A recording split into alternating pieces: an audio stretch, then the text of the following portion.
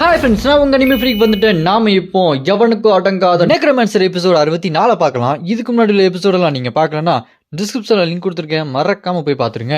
சரி வாங்க நம்ம இந்த எபிசோடுக்குள்ளே போகலாம். அதுக்கு முன்னாடி போன எபிசோட் கடைசியில் டிராகன் கார்டு நம்ம ஹீரோவை பிடிச்சி தரையில் ஓங்கி அடிச்சு, எனக்கு நீதா சக்ஸஸர், அதாவது சிசிய புள்ளியாக வரணும், எனக்கு ஃப்ரெண்டாக வரணும், உன்னை நான் விட மாட்டேன் அப்படின்னு சொல்லிட்டு நம்ம ஹீரோக்கு லவ் டார்ச்சர் கொடுக்க அதோட போன எபிசோடு முடிஞ்சிருக்கும்.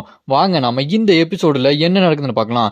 இந்த எபிசோடு ஸ்டார்டிங்கில் அந்த டிராகன் கார்டு நம்ம ஹீரோ மூஞ்ச பிடிச்சி தரையில் அடிச்சு, இனிமேல் நீ என் கூட தான் இருக்கணும், வந்துரு என் கூட அப்படி சொன்னோன்னே, அதை கேட்டு நம்ம ஹீரோ உன் கூடலாம் வர முடியாது அப்படின்னு சொல்லிட்டு இன்ஸ்டன்ட் ஆக்சலரேஷன் டெக்னிக்கை போட்டு அங்கேருந்து டக்குன்னு அந்த டிராகன் கார்டு பின்னாடி போயிடுவார். பின்னாடி போனதுக்கப்புறம் நம்ம ஹீரோ, இப்போ நான் உங்க கூட சண்டை போட போகிறேன், என்ன ஆகும் தெரியல அப்படின்னு கேட்டோன்னே, அதுக்கு அந்த டிராகன் கார்டு, எனக்கு ஒன்றும் ஆகாது, இது என்னோட உண்மையான உடம்பு கிடையாது, இது என்னோட இன்னொரு அவதார் உடம்பு, அவ்வளோதான், இது அழிஞ்சாலும் என்னோட உண்மையான உடம்பு வேற ஒரு இடத்துல தான் இருக்கும் அப்படின்னு டிராகன் கார்டு சொன்னோன்னே, அதை கேட்டு நம்ம ஹீரோ, இது ரொம்பவே நல்லதா போச்சு, இந்த உடம்பு உன்னோட சொந்தமான உடம்பு இல்லை, அவதார் உடம்புனா நான் கொஞ்சம் கூட யோசிக்காம ஒன்று அழிக்கலாம் இல்லை அப்படின்னு சொல்லி நம்ம ஹீரோ டிராகன் கார்டு கூட சண்டை போடுறதுக்கு ஆரம்பிப்பாரு. சும்மா சண்டை வெறித்தனமாக போயிட்டு இருக்கும். அப்படி போயிட்டு இருக்கும்போது நம்ம ஹீரோ டிராகன் கார்டு மூஞ்சிலே பொழுப்புக்குன்னு ஒன்று வச்சிருவாரு. அதுக்கு டிராகன் கார்டு நம்ம ஹீரோக்கு அப்பர் கட்டில் ஒரு பஞ்சை வச்சுக்கிட்டு, இந்த பஞ்ச் எப்படி இருக்கு அப்படின்னு கேட்டோன்னே, அதுக்கு நம்ம ஹீரோ அப்படி பின்னாடி போயிட்டு, பரவாயில்ல பஞ்சு நல்லா தான் இருக்கு அப்படின்னு சொன்னோன்னே, அதுக்கு அந்த டிராகன் கார்டு இது எப்படி இருக்கு பாருன்ட்டு நம்ம ஹீரோ யூஸ் பண்ற அந்த ஹோலி லைட் டெக்னிக் யூஸ் பண்ணுவாங்க. அதை பார்த்து நம்ம ஹீரோ, சே டிராகன் கார்டால ஹோலி லைட் டெக்னிக் யூஸ் பண்ண முடியுமா, இது எனக்கு தெரியாம போயிடுச்சு அப்படின்னு நம்ம ஹீரோவோ அவர் கையில் ஹோலி லைட் டெக்னிக் யூஸ் பண்ணி ரெண்டு பேருமே நேருக்கு நேராக பஞ்ச் பண்ணுவாங்க பாருங்க. அடிச்ச அடியில் அங்கே வெட்டிச்சு சதுரம் இடமே. என்னாச்சுன்னு பார்த்தா நம்ம ஹீரோ அப்படியே பறந்து போய் வருவான். அதை பார்த்துட்டு டிராகன் கார்டு, ஏய் நீ என் கூடயே வந்துரு, நீ என் கூட தான் இருக்கணும் அப்படின்னு சொல்லும்போது, அப்போ நம்ம ஹீரோ ஈக்குவலைசிங் அந்த பவரை யூஸ் பண்ணி நம்ம ஹீரோ பவரும் டிராகன் கார்டு பவரும் ஈக்குவலாக இருக்க மாதிரி ஸ்கில் ஆக்டிவேட் பண்ண 4 நிமிஷத்துக்கு 2 பேரோட பவரும் சமமாக இருக்கும். அப்போ அந்த டிராகன் கார்டு நம்ம ஹீரோ பார்த்து, ஓ நீனு நானும் ஒன்று தானா, பவர் சமமாக இருக்கான்னு பார்க்கலாமான்னு நம்ம ஹீரோ ஒரு கிக் பண்ணுவாங்க பாருங்க. டிராகன் கார்டு ஜஸ்ட் மிஸ், நாக்கா கண்ணில் குத்திருக்கோம். நம்ம ஹீரோ அப்படி டாஜ் பண்ணி தூரமாக போய் நின்று டிராகன் கார்டை பார்த்து, உனக்கு என்னதான் வேணும், நீ ஏன் இப்படி பண்ணிட்டு இருக்க, உனக்கு ஒரு சக்ஸஸர் தேவையா, சிசிய புலனா உனக்கு எதுக்கு தேவையே இல்லையே, நீ இப்படியே பண்ணிட்டு இருந்த நான் உக்கிரமா மாறிடுவேன் அப்படி நம்ம ஹீரோ டிராகன் கார்டை பார்த்து சொன்னோன்னே, அதை கேட்டு டிராகன் கார்டு, நீ என்ன வேணா பண்ணிக்கோ இசுக்கு, நீ என் கூட வந்தே ஆகணும்லே, நீ வரலன்னா உன் கையை காலை உடச்சாது உன்னை கூட்டிகிட்டு போயிடுவேன் அப்படின்னு சொல்லிட்டு பயங்கரமாக மிரட்டிட்டு அட்டாக் பண்ணுவாங்க பாருங்க. அங்கே கல்லெல்லாம் வெடிச்சு சதறடிச்சு நம்ம ஹீரோவை நோக்கி அட்டாக் பண்ண அனுப்ப, நம்ம ஹீரோ அது எல்லாத்தையுமே டாஜ் பண்ணி தப்பிச்சு வந்துட்டு இருப்பாரு. இவளுக்கு என்னதான் வேணும், ஏன் இப்படி பண்ணிட்டு இருக்கா அப்படின்னு சொல்லிட்டு இருக்கும்போது, அங்கே இருக்க மணல் கல் எல்லாத்தையுமே ஒன்னாக்கி அதில் தண்டர் ரெயின் அட்டாக்கை போட்டு நம்ம ஹீரோ அப்படி உள்ளே போட்டு அடிக்கலான்னு பார்த்து அடிப்பாங்க. நம்ம ஹீரோ அங்கே மாட்டிக்குவோம். அதை பார்த்து டிராகன் கார்டு, நான் ஜெயிச்சிட்டேன் அப்படி சொல்லிட்டு இருக்கும்போது, அதை கேட்டு நம்ம ஹீரோ, இல்லை அதுக்கு வாய்ப்பே இல்லை அப்படின்ட்டு செம்ம ஃபோர்ஸ்ஃபுல்லாக ஓங்கி ஒரு குத்துவா இருப்பாருங்க. அந்த இடமே சும்மா பயங்கரமாயிரும். அந்த குத்துனதில் நம்ம ஹீரோ யூஸ் பண்ண அந்த டெத்து பவர் மூலமாக அவங்களோட ஸ்பிரிட்டே நம்ம ஹீரோ எடுத்துருவார். அதனால் இங்கே இந்த டிராகன் கார்டோட அவதாரோட கதை முடிஞ்சிருச்சு. அது இப்போ கொஞ்சம் கொஞ்சமாக அழிய போகுது. நம்ம ஹீரோ இப்போ இங்கே ஜெயிச்சிட்டாரு.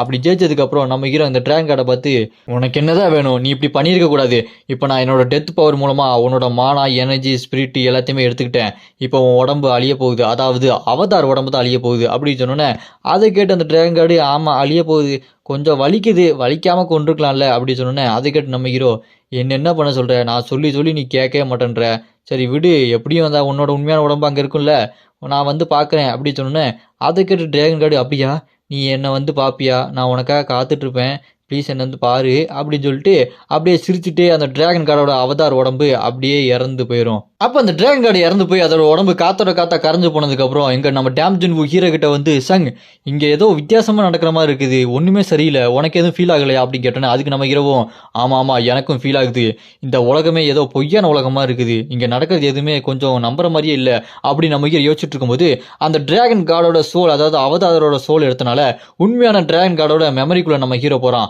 அங்கே இருக்கிற அந்த டிராகன் கார்டு மெமரிக்குள்ளே போனதுக்கப்புறம் அந்த டிராகன் கார்டு மறுபடியும் அங்கே ஃபீல் பண்ணிகிட்டே இருக்காப்புல, நான் தனியாக தான் இருக்க போகிறேன், பிறந்ததுலேருந்து தனியாகவே டிராகன் கார்டாக இங்கே இருக்கேன், இது என்ன வாழ்க்கை, என் கூட யாருமே இருக்க மாட்டாங்க, சங் நீ என்னோட சக்ஸஸராக வருவேன்னு நான் நினச்சேன், ஆனால் நீ வரமாட்டியே, அவ்வளோதான் என் வாழ்க்கை பூரா இப்படியே தான் போக போகுது, என்ன பண்ணுறது அப்படி சொல்லிட்டு உட்காந்து ஒவ்வொன்று ஒப்பாரி வச்சுட்டு இருக்கும்போது, நம்ம ஹீரோ அந்த மெமரி மூலமாக அங்கே உண்மையான டிராகன் கார்டு கிட்ட போய், நீ கவலைப்படாத, நான் உன் கூடயே இருக்கேன், எது எப்படியோ நீ தனியாக இருக்கணும்னு முடிவு பண்ணிட்ட, இருந்தாலும் உனக்கு நான் துணையாக இருப்பேன், உனக்கு ஒரு சக்ஸஸராக நான் இருக்கிறேன், இனிமே நான் உன்னோட சக்சஸர், உனக்கு ஒரு ஃப்ரெண்டு, நண்பன் எல்லாமே நான் தான் அப்படி நம்ம ஹீரோ அங்கே அழுதுட்டு இருக்க டிராகன் கார்டுக்கு ஆறுதல் பண்ணிட்டு இருப்பான்.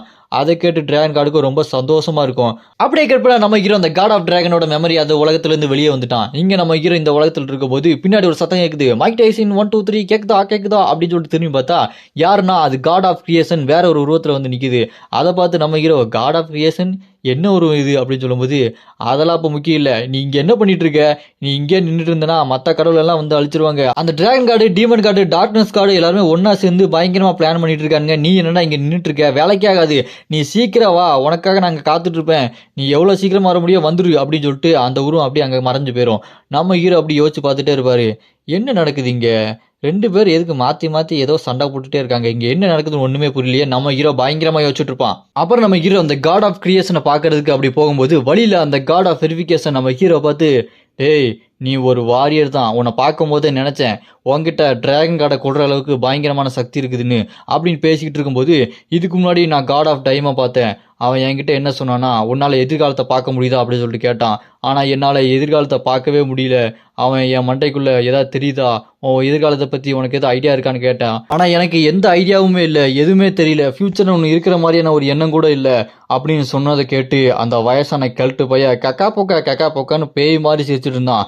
அந்த காட் ஆஃப் டைமு ஏதோ ஒன்று பண்ணான். அப்போ என்கிட்ட சொன்னான், இந்த உலகமே அர்த்தம் இல்லாதது, இங்கே சண்டையும் அர்த்தம் இல்லாதது, இந்த சண்டையெல்லாம் எப்பயோ முடிஞ்சிருச்சு, இந்த உலகத்தை யாரோ வேற மாதிரி உருவாக்கியிருக்காங்க அப்படி சொன்னான். அதை கேட்டு எனக்கு ஒன்றுமே புரியல, இந்த உலகத்தை யாரோ பொய்யா உருவாக்கியிருக்காங்க, இந்த சண்டை ஏற்கனவே முடிஞ்சிருச்சுன்னு சொல்லிட்டு இருக்கான். அவன் ஏன் அப்படி சொன்னான், எது சொன்னான்னு தெரியல.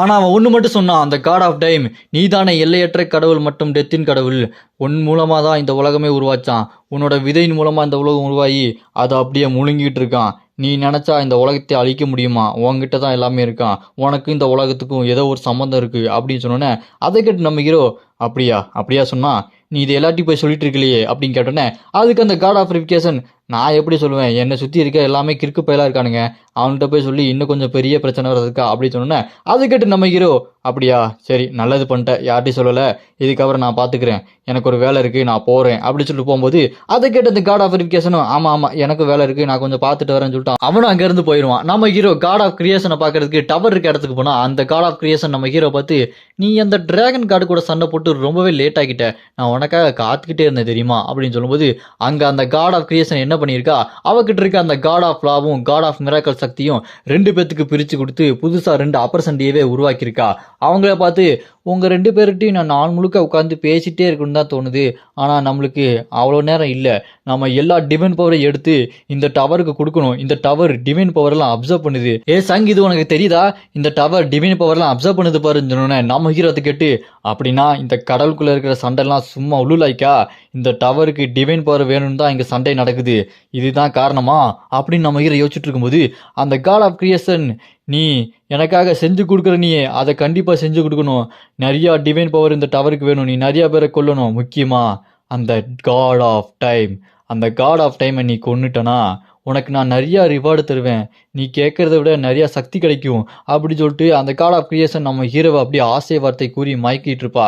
அதை கேட்டு நம்ம ஹீரோ செம்ம கடுப்பாயிருவான். கடுப்பாயி பட்டார்னு ஒரு அட்டாக்கை போட்டு, ஏய் நீ என்ன பண்ணிட்டு இருக்க, என்னை மைக்கி உன்னோட பொம்மை மாதிரி யூஸ் பண்ண பார்க்குறியா, என்னை பார்த்தா உனக்கு எப்படி தெரியுது அப்படின்னு நம்ம ஹீரோ சும்மா செம்ம கொலவரியோட கேட்டோன்னே அதுக்கு அந்த காட் ஆஃப் கிரியேஷன், இல்லை நீ தப்பாக புரிஞ்சுக்கிட்ட, நான் சொல்கிறத ஒழுங்காக கேளு, ஏன் இப்படி பேசிகிட்டு இருக்கு அப்படின்னு நம்ம ஹீரோட்ட கேட்டோன்னே அதுக்கு நம்ம ஹீரோ கடுப்பாயிருவார். இங்கே பாரு, நீ என்கிட்ட இந்த மாதிரியான வேலையெல்லாம் வச்சுக்காத, உனக்கு என்ன வேணும் நீ செய்யறதை செய்யணும், உனக்கு நான் ஒரு அடிமையாக இருக்குன்னு நினைக்கிறியா, அதுக்கெலாம் வாய்ப்பே இல்லை அப்படி நம்ம ஹீரோ சொன்னேன். அதை கேட்ட அந்த காட் ஆஃப் கிரியேஷன், நீ என்ன பேசிட்டு இருக்க, நான் உனக்கு ரிவார்டு தானே கொடுக்குறேன்னு சொன்னேன், நீ எப்படி எனக்கு அடிமையாக இருப்ப, நான் சொல்கிறத கொஞ்சம் கவனமாக கேளு, நீ தான் டெத்தின் கடவுள், எல்லையற்ற கடவுள், உங்ககிட்ட தான் எல்லா சக்தியும் இருக்குது, உன்னை வச்சு தான் நிறைய விஷயம் பண்ணணும்னு நினைக்கிறேன், நீ என்னன்னா இப்படி பேசிட்டு இருக்கியே அப்படின்னு கேட்டோன்னே அதுக்கு நம்ம ஹீரோ, ஓ அப்படியா, இந்த சண்டையை நீ வேற மாதிரி கொண்டு போற, அதில் இருக்க டிவைன் பவர் எடுத்து இந்த டவரை கொடுக்க பார்க்குற, அப்படியா நீ ஏன் அப்படி பண்ணிட்டு இருக்க அப்படின்னு கேட்டோன்னே அதை கேட்டு காட் ஆஃப் கிரியேஷன், நீ என்ன பேசிட்டு இருக்க, நான் உனக்கு ஒரு டீல் கொடுத்தேன், அதை நீ அக்செப்ட் பண்ணியா இல்லையான்றது வாங்கிட்டு வந்தேன், அதை விட்டு என் சம்மந்தம்லாம் பேசுற அப்படின்னு கத்தனோன்னே அதை கேட்டு நம்ம ஹீரோ,